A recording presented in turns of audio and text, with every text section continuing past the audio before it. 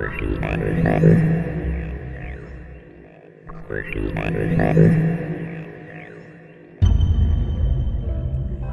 everybody, as I'm recording this episode of Off the Cuff, it's a lovely 19 degrees here in Pennsylvania.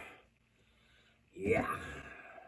So, needless to say, there's no sales to go to, and even if there were, I'm not going because it's just too darn cold. So on this episode, I thought we would take a look at some really cool and very unique shaped cuffs.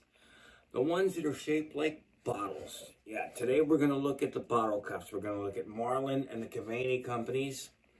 I only have 4 examples of these, 2 of each. Now the Marlin Company cuffs came in different sizes.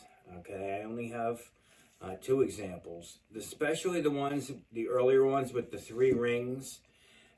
You would have different size bottle lock mechanism and housing and all that kind of fun stuff. You know, some were more bulbous, I guess you would say, than others. It was just different sizes of the bottle part of the cuff.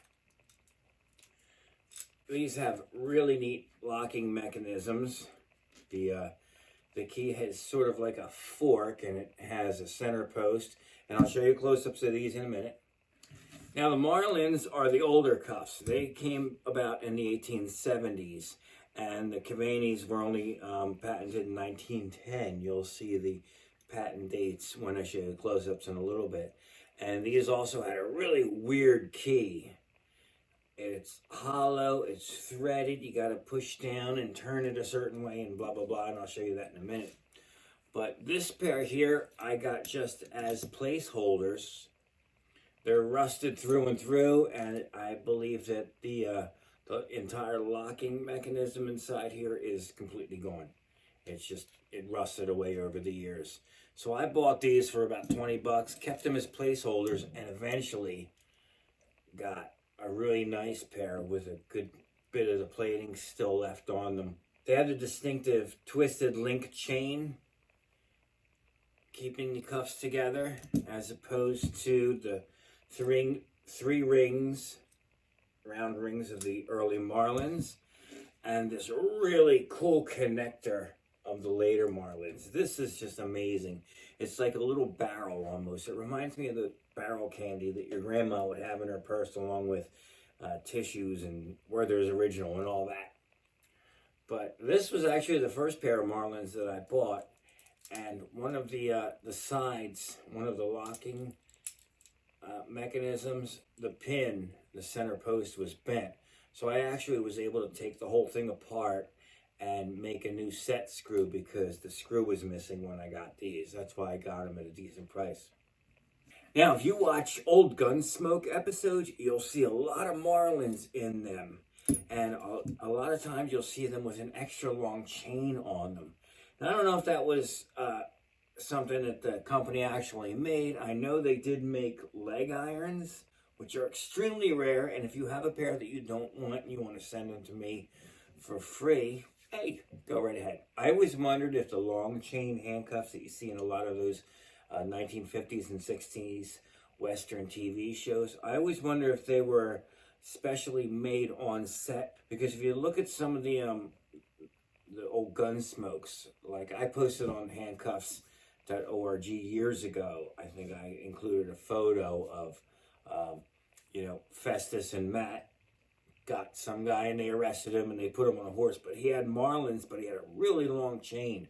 And I was just wondering if that was just something they did, in the TV studio so that the actor could, control the horse better, because, his hands would have been restricted with a chain like this or a connector like this. You know what I mean?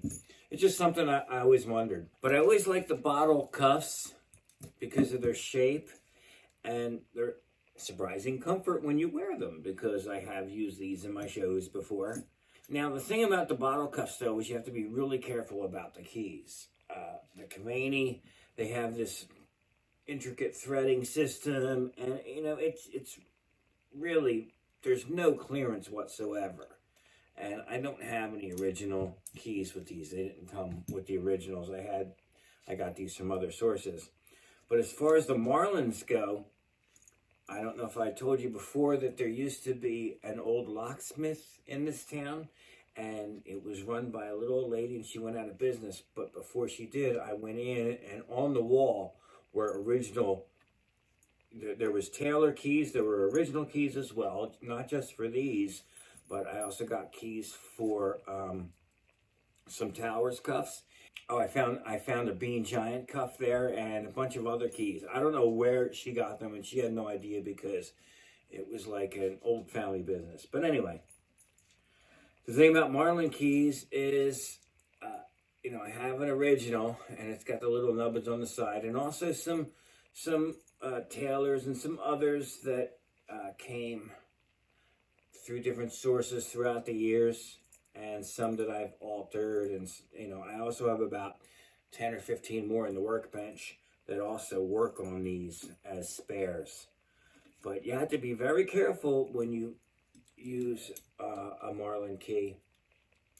It goes in, there's a little cam that rotates, and then it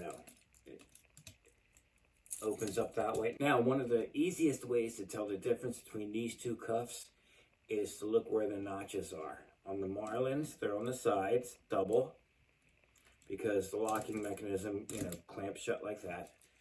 But on the 1910 Cavani's, it's more like a traditional Towers or, regular ratchet cuff, with just the one set of notches there.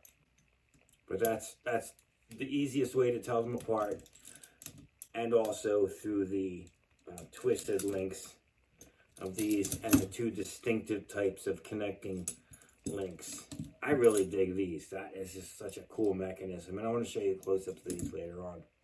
All right, everybody. Well, that does it for this edition of Off the Cuff. I hope you guys enjoyed it, and please tune in again next time, and hopefully the weather will warm up a little bit so I can get out to some sales and stop this hibernating in the house, because it has just been so unbelievably cold in Pennsylvania, and there's just been nothing going on. So, I've just been spending all my time organizing the different collections and the libraries and all that stuff, and making videos, and hopefully you guys are enjoying, the things that I'm doing. So, we'll see you guys.